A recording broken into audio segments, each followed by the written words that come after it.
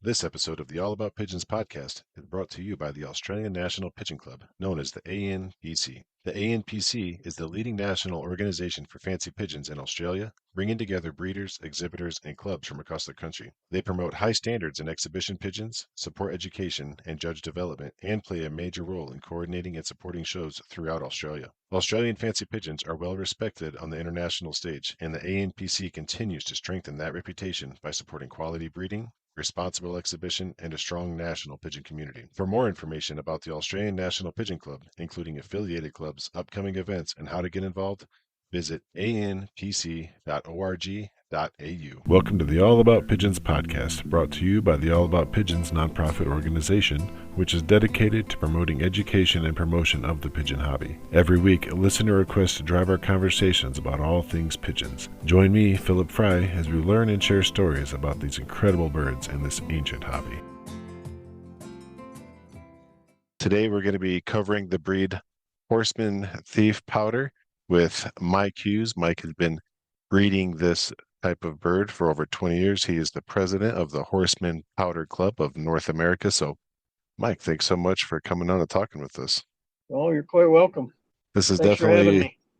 We've been having a lot of requests from all over the world, people in Scotland, people here in the States. Everybody has been wanting to hear about this breed. So I'm really excited to get into it with you on this one. So let's get into how you got into this breed and what your background is with it.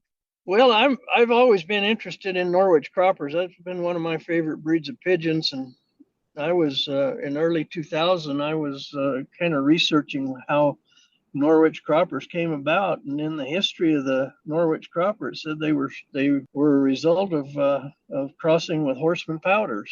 Well, that led me on another little search about what Horseman Pouters were. I just got real interested from that, and in my readings, I found out that Levi in his book The Pigeon said that Horseman Pouters were extinct, and so really, huh?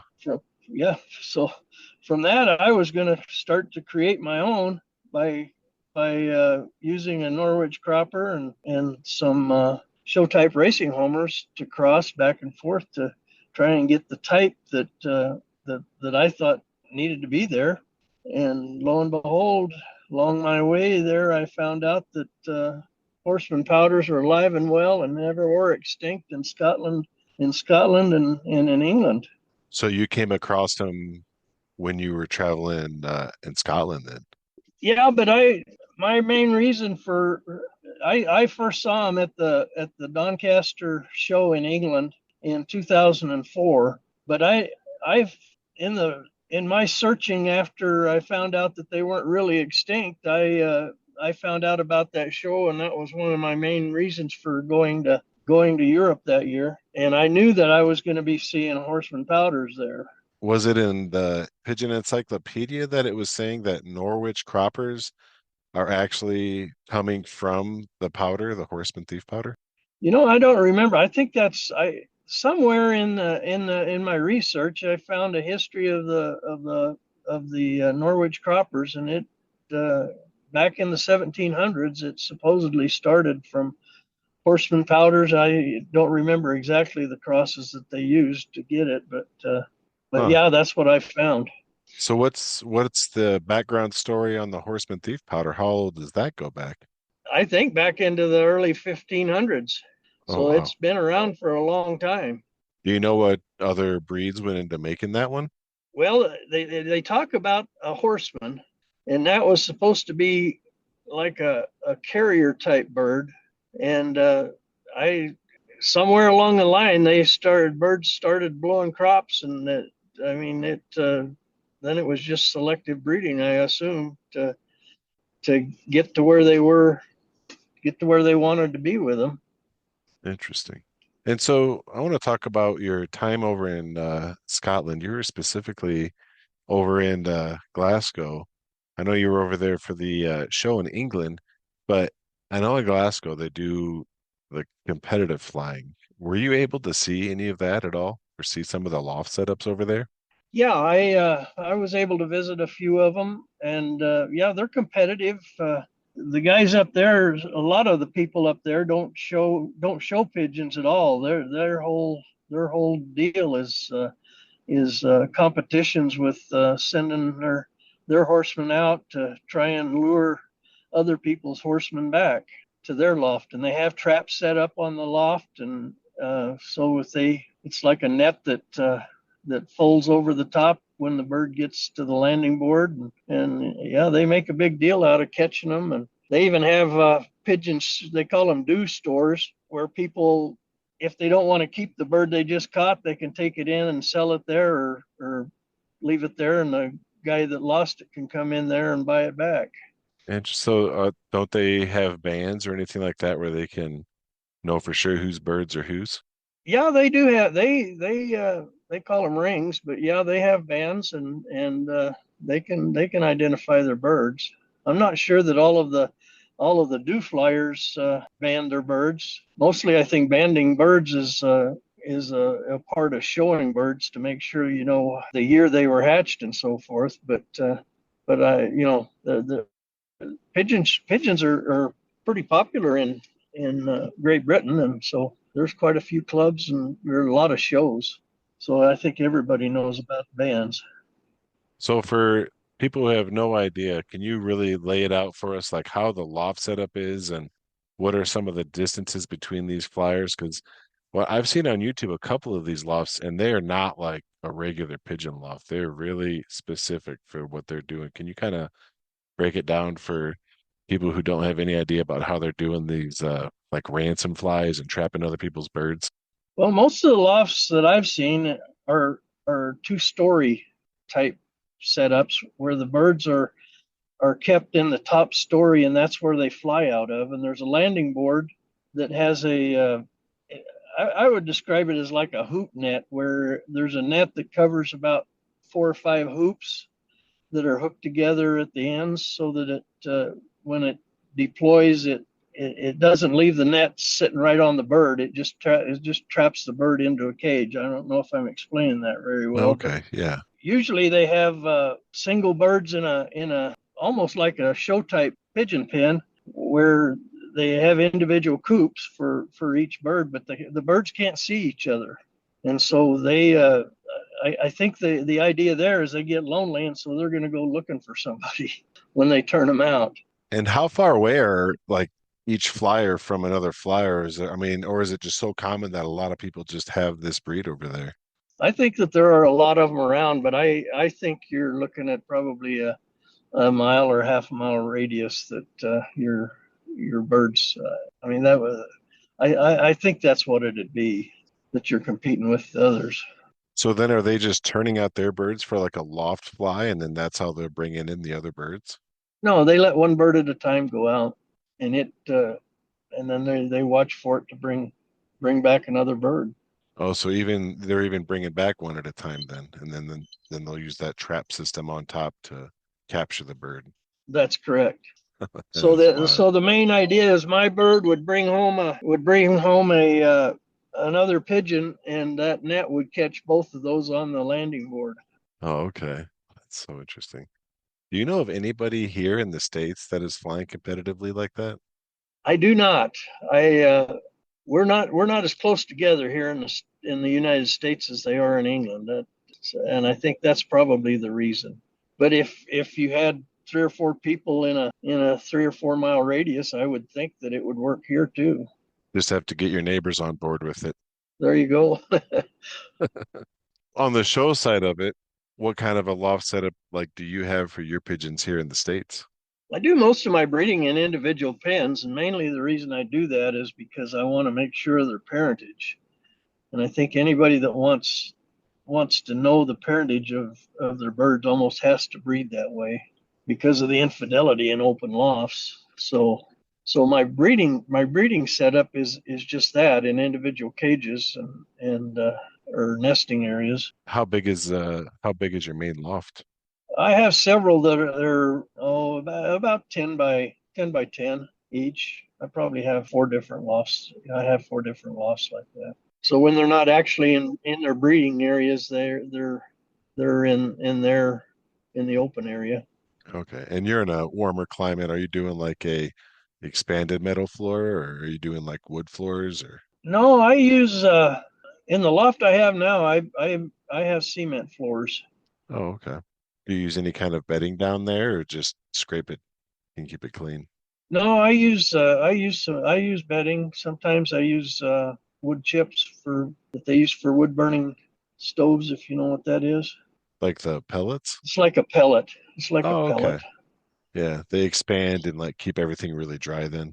Right. And are you doing any vaccinations and dewormings and how often are you, what's that kind of management look like? Well, I deworm the birds, yeah, a couple of times a year. Vaccinations, I haven't done any vaccinating. I haven't been showing birds for about the last 4 years, 5 years, and without having birds at different shows, I haven't had any need to vaccinate. So, What are you using for a dewormer?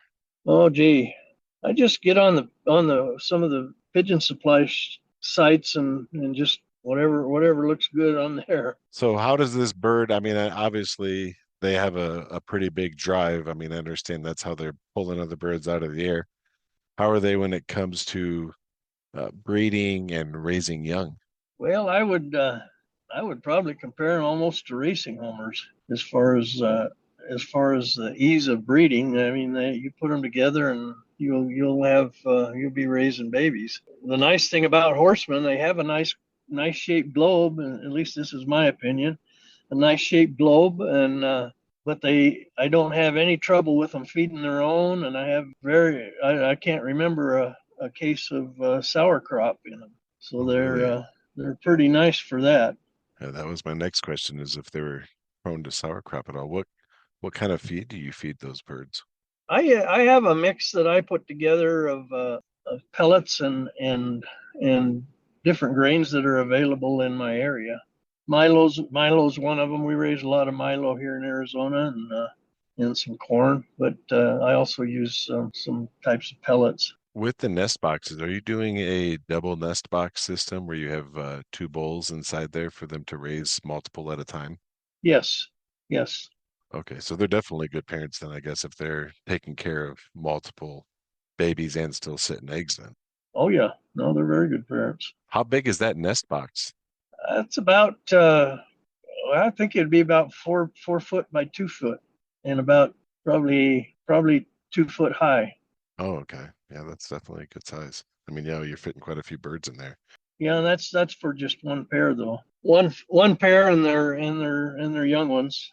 Right, right. And I'll leave the young ones in until the new babies start hatching. Then I'll go ahead and pull them and put them in a weaning box. It's about the same size. Are they pretty docile or are they kind of a fly to your bird? No, they're pretty docile, and I mean that's part of the training of a horseman powder is you want it to be that way. So if you want good horsemen, you need to handle them quite a bit and get them used to that. And we put them in boxes similar to like a show cage in a box where they can't see their pigeons next to them, and you just talk to them, and they get to know your voice, and they'll start strutting as soon as they see you, and that's kind of what you're looking for. And you handle them enough that when you reach into that pen that they're in, that they'll stand there and let you pick them up. That's the ideal way. Takes a little work, but it What kind of colors and patterns do you can find this breed having here in the States? well, of course, you have all the standard patterns. Before I started my project of getting them, I'm really into some different colors like reduced and almond and recessive reds were some that I introduced into it. But you can find just about any color of a horseman powder that there are in any other breeds. Oh, really nice. We've got lemons already, and there are a lot of almonds. I have recessive whites and white grizzles, and the three basic colors: brown, blue, and ash red. So it's you can find just about any color of horseman that you want. Can you give us the breakdown on how the point value works when it comes to the judging standard on this breed? Well, I don't have a standard in front of me, so I mean, you're looking at a well-balanced bird. You need good length of leg, but not too long and not too short. So it's and their stance. you're looking at a little more than a 45-degree angle as the way they stand. So more upright than a lot of breeds, and a good round globe. But if I don't have it. We do have a standard for them. I just don't have that with me. So if yeah, that would be something you could probably find on Google and bring that up. What are some of the common faults that might be harder to work out and that you're always kind of working to perfect with this breed? Well, probably it is a very minor fault, but the standard calls for no white on the pigeon at all, and so very common is a white patch on the rump. Most pigeons have that, and so we've been working at trying to get rid of that in all horsemen, and we're doing a pretty good job of it. And then around the knee joint there's sometimes a little bit of white feathers that come out there that we're working on getting rid of. And any of the really good birds are minus those. They'll get knocked back by because of those. Is there a big difference between the birds that you saw flying in Glasgow compared to like the showbirds that we have here in the States? I think the showbirds stand a little taller, straighter, more upright. I mean, but there's not a whole. I mean, you can see them and you'd know that they're horseman powders.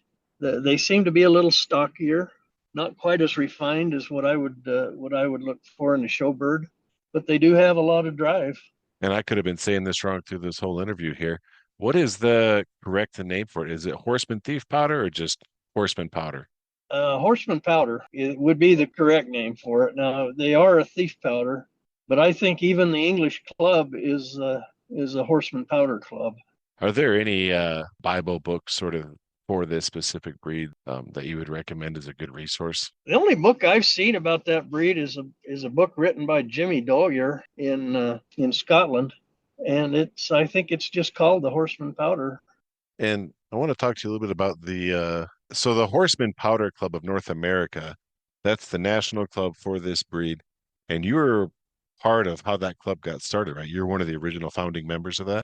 Yes, so Joe Powers of Lancaster, Pennsylvania, and I contact he somehow I don't even remember how we did it, but about the time I was starting to research the horseman powder, we got in contact, and he'd been importing different breeds of birds, so he knew about the import, and I'd never imported a bird, and but I had some contacts in England and Scotland that were willing to provide us some birds to import, and so that's in 2004 we imported 4 pair. Then about 3 or 4 years after that was from breeders. There were probably 4 or 5 different breeders that sent us birds out of those 8 birds. Then Charlie Rowe, he's over in Tennessee now. He used to be in Southern California. He imported a few birds 4 or 5 years after that. I know he got some from Evan Murray in I think Evan's in North England. I don't think he's in Scotland. And so that kind of added to what we started with. If you go back on we have for the club, we have a Facebook page, and you can go onto that Facebook page and go back, and it's not real active right now, but you can go back and see. I think probably it started in about 2010, and see the progression of the breeds that as we showed them here in the U.S. and how they started coming together as far as started looking like they were a breed. You'll notice the very beginning ones. There's a lot of different body shapes and stances, and toward the end of the pictures on that Facebook page, they're getting to be pretty standard looking. And that import process is not easy and it's not always guaranteed, but all the birds that you guys brought in, they all survived then, huh? They all survived, yes. Wow. Yeah, we were lucky. So what Joe Powers and I did, he had 2 pair and I had 2 pair, and then along the way I started introducing other colors into what I had early on. Excellent. And then are there any advice or tips that you've learned along the way that you'd like to share for someone who's either already into this breed or maybe someone who is, their curiosity is piqued at this point? Well, my best advice would be to go to a show, and we're still seeing shows of 40, 30, and 40 birds in a show now. Peak show, I think, was in 2015. We had the Grand National in Ontario, California. We had 155 horsemen in that show. Wow. But my advice would be to go to a show and talk to the breeders that are there with their birds, and there'll be somebody there that can show you the good traits and the bad traits, and what you ought to look for. As far as showing the birds, one of the biggest things is the show training. That's putting them in those. I've already described training boxes we have. We also call them heat boxes because it kind of gets them excited, and they get to be really tame, and they'll strut for you, and especially the hens. The hens are a lot of fun because they'll try and court you when you're cooing at them.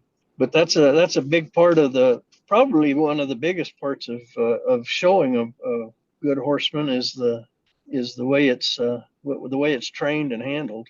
How often does that take place, and what age do you start doing that? Oh, I don't think there's any limit on when you can do it. You'd start probably 6 or 8 weeks before a show and start training then for that show. And it's just kind of a daily thing that as you're taking care of your birds in the day, you spend 10 or 15 minutes talking to them and getting them to perform for you. Charlie Rowe is probably the best one that I've ever known that as far as putting out show quality horsemen. Well, Becky Wood in Minnesota, she was really good too with training her birds, and they were just as tame as could be, and that's what you want to see. Nice. Well, this sounds like a really fun breed. You got the ability to show them, and I mean, it's yeah, they perform even in the show area, but the ability to, if you could talk your neighbors into it, build those special lofts and ransom some birds too. So yeah, that sounds like a very well-rounded breed. I think so, and they're a lot of fun. Of course, in the pigeon hobby, I've met a lot of really good people, and that's part of what keeps me in the hobby is being able to visit with the people at the shows and enjoy their company. Yeah, absolutely. Well, if anybody else is interested in checking out this breed, check out their Facebook. It's Horseman Pouter Club of North America. And like Mike was saying, you can kind of scroll back through and watch the changes in the breed over time from the original imports and everything else. So, Mike, I want I to think thank you there's so even a much. video or two on there, Oh, okay. Excellent. so that Excellent. kind of would help see how they act. Oh, yeah. Yeah, definitely being a performance breed. Absolutely. Yeah. So, Mike, I want to thank you for coming on. This has been a really great talk, really informative, and I hope that it helps people get brought into the breed. Well, thanks, Philip. I appreciate the opportunity. This episode of the All About Pigeons podcast is brought to you by the Australian National Pigeon Club, known as the ANPC. The ANPC is the leading national organization for fancy pigeons in Australia, bringing together breeders, exhibitors, and clubs from across the country. They promote high standards in exhibition pigeons, support education and judge development, and play a major role in coordinating and supporting shows throughout Australia. Australian fancy pigeons are well respected on the international stage, and the ANPC continues to strengthen that reputation by supporting quality breeding, responsible exhibition, and a strong national pigeon community. For more information about the Australian National Pigeon Club, including affiliated clubs, upcoming events, and how to get involved, visit anpc.org.au. Thank you for listening to another ad-free, listener-requested episode of the All About Pigeons podcast. If you like the show and want to help it keep it going, as well as supporting your other pigeon promotional work, head to the website PigeonPod, that's pigeonpod.com. You can make a donation there. If you can't make a donation today, support the show by giving us a good 5-star review wherever you're listening to us at right now. That really helps the podcast and helps the algorithm get us out there to other people who might not know about Pigeon Podcast. If you have any episode requests, upcoming pigeon shows, competition results, or you want to be a guest on the show and just talk about some pigeons, or you have a shout out for a friend, shoot us an email at staff@pigeonpod.com. Thanks again for listening. We really appreciate your support. And remember, together the hobby thrives. Support each other and enjoy your pigeons.